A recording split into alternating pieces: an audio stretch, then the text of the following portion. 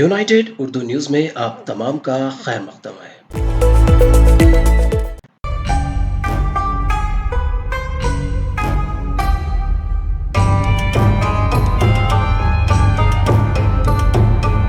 سعودی عرب میں آج شام شوال المکرم کا چاند نظر نہیں آیا۔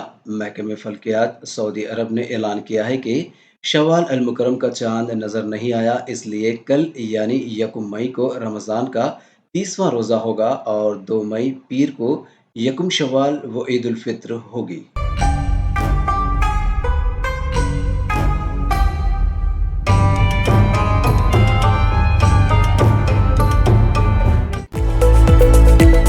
ہماری ہمت افزائی کے لیے اس چینل کو سبسکرائب کریے، ویڈیو کو لائک کریے اور شیئر کریے۔